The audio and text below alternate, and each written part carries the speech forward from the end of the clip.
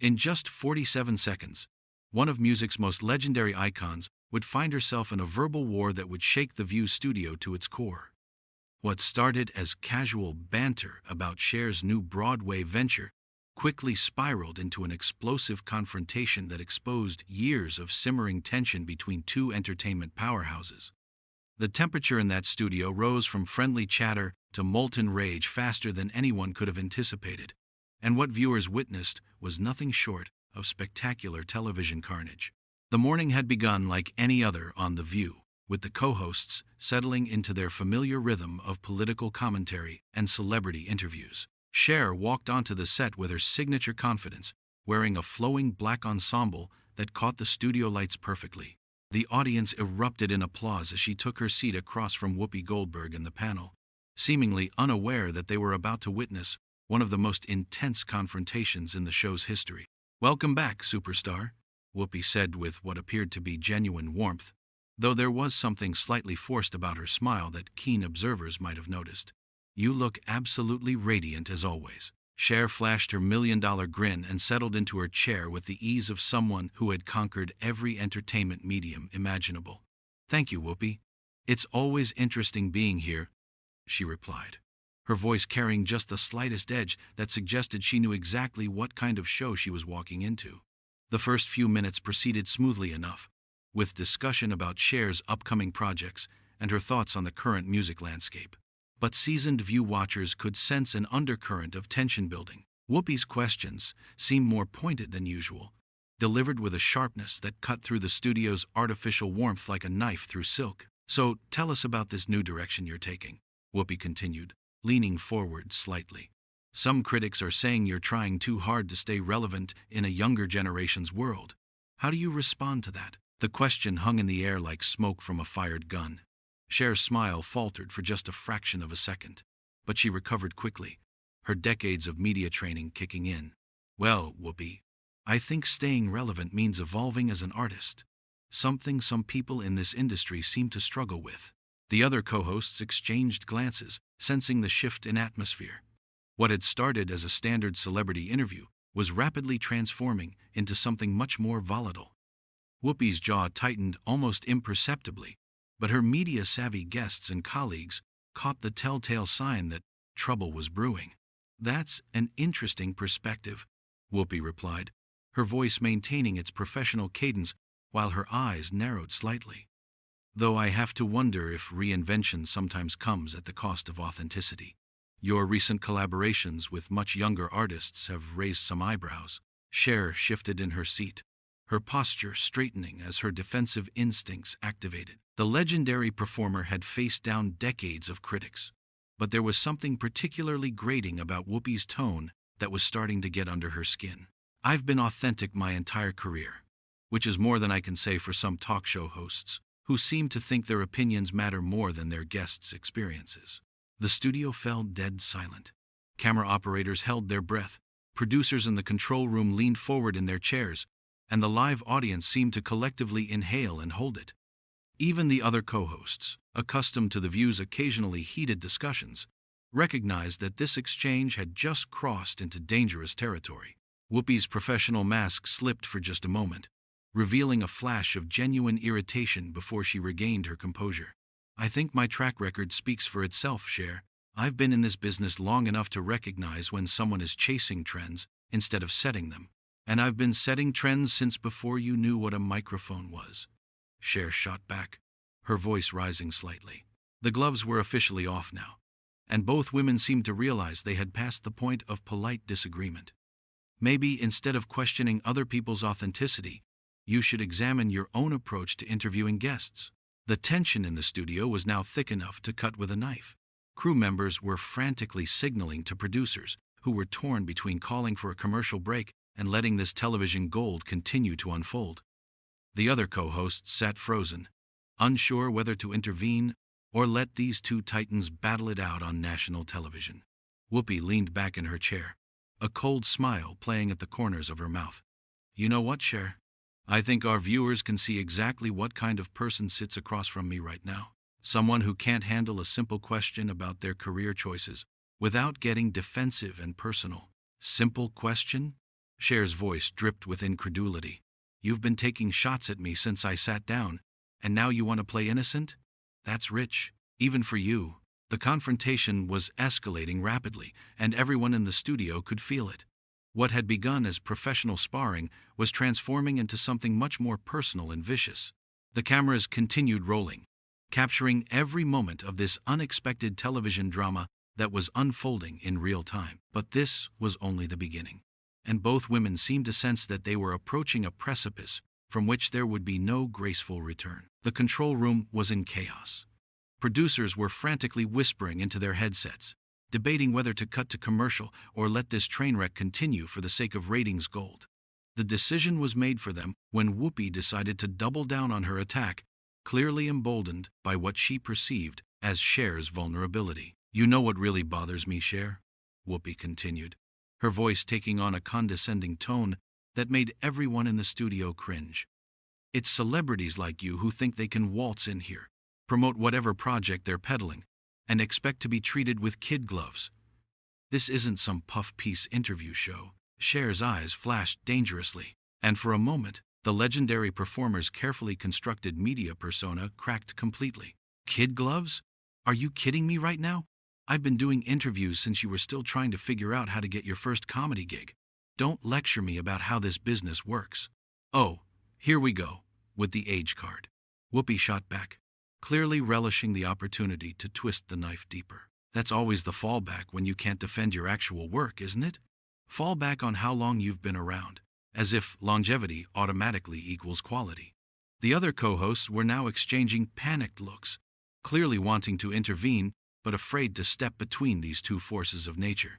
Joy Behar looked like she wanted to crawl under the table, while Sarah Haynes was gripping her coffee mug so tightly her knuckles had gone white. The audience was completely silent, sensing they were witnessing something that would be talked about for years to come. Cher leaned forward, her voice dropping to a dangerously low register that somehow felt more threatening than if she had been shouting. "You want to talk about quality, Whoopi? Let's talk about the quality of your hosting. Because from where I'm sitting, it looks like you've forgotten that you're supposed to be interviewing guests, not attacking them for your own entertainment." "I'm doing my job," Whoopi replied coldly. "Maybe if you could handle actual questions instead of expecting everyone to kiss your ass, you'd understand that." The word hung in the air like a bomb that had just exploded. Network television had just heard Whoopi Goldberg use profanity toward one of music's biggest legends, and everyone in the studio knew they had just witnessed a career-defining moment for all the wrong reasons. Cher sat back in her chair, a look of genuine shock crossing her face before it was replaced by something much more dangerous. "Did you just? Oh, you have got to be fucking kidding me right now." The studio erupted in gasps from the audience. Camera operators were getting conflicting signals from the control room, some being told to keep rolling, others being frantically waved off. The live broadcast delay system was working overtime as producers scrambled to bleep out the escalating profanity, but they were fighting a losing battle. "That's right. I said it," Whoopi continued, apparently having decided that subtlety was no longer an option. "Maybe it's time someone told you the truth instead of blowing sunshine up your ass for the sake of being polite. Your last few albums have been mediocre at best. Your movie choices have been questionable. And now you're trying to reinvent yourself by collaborating with artists who could be your grandchildren." Cher stood up abruptly, her chair rolling backward with enough force that it nearly toppled over.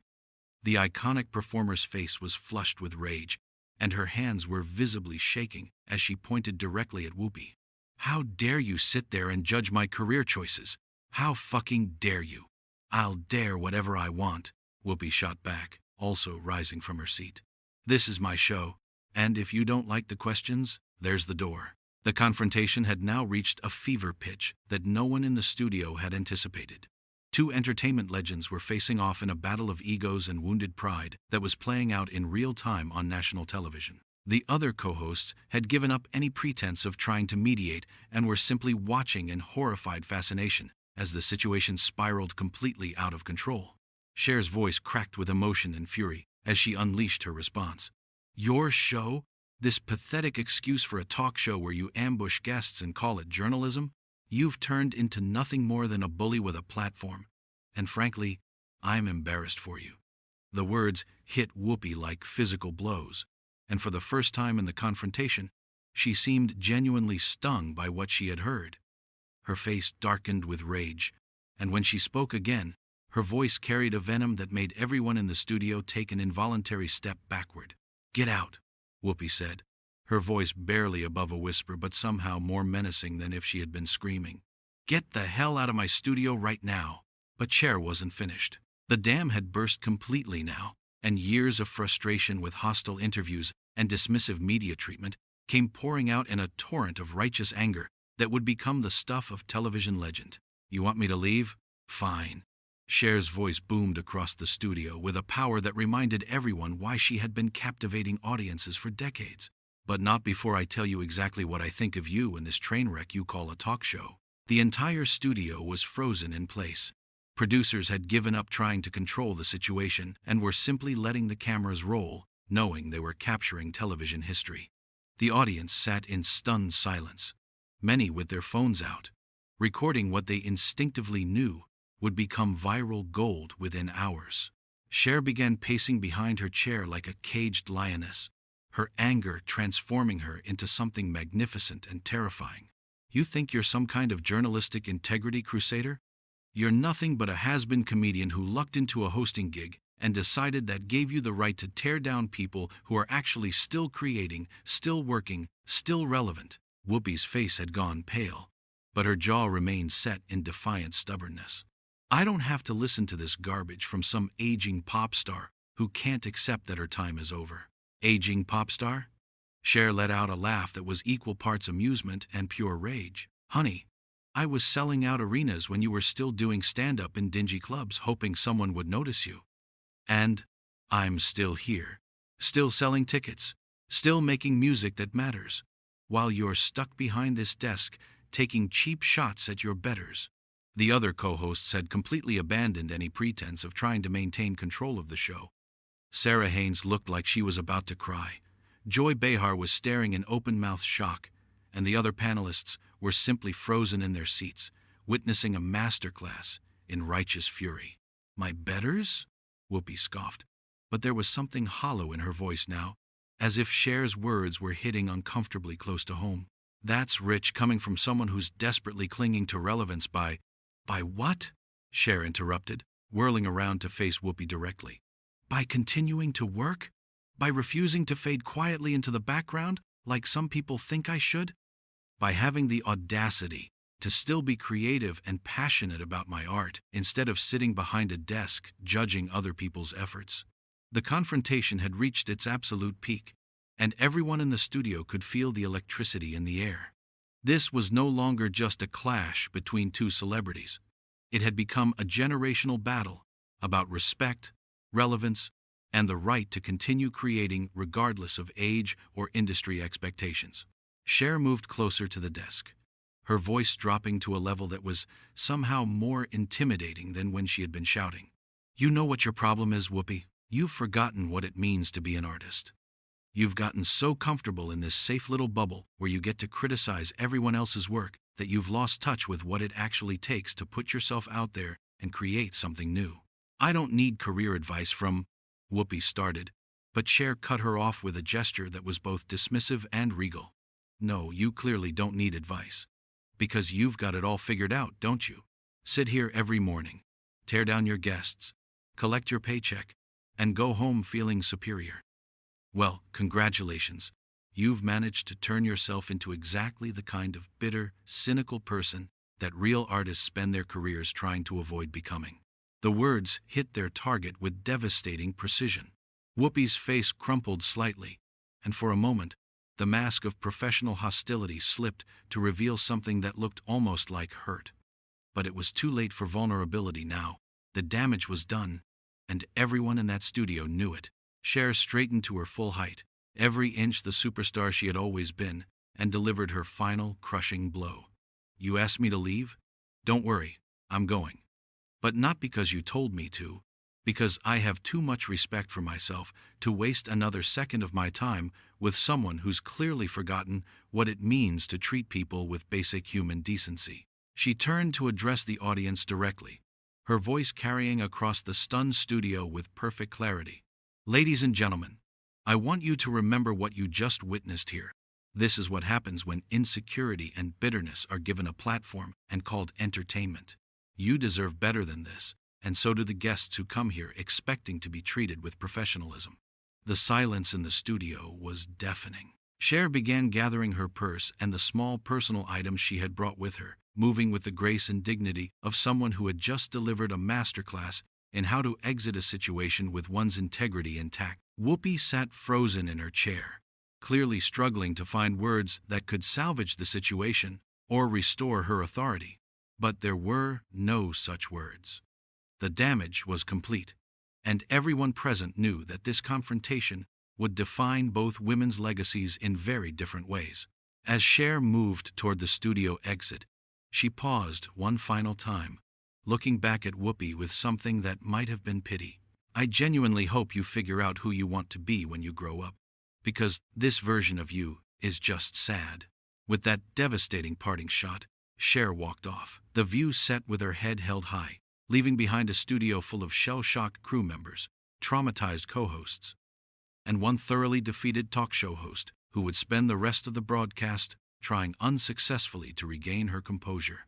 The cameras continued rolling as Whoopi attempted to transition to a commercial break, but her voice was shaky and uncertain. The legendary confrontation was over, but its impact would reverberate through the entertainment industry for years to come.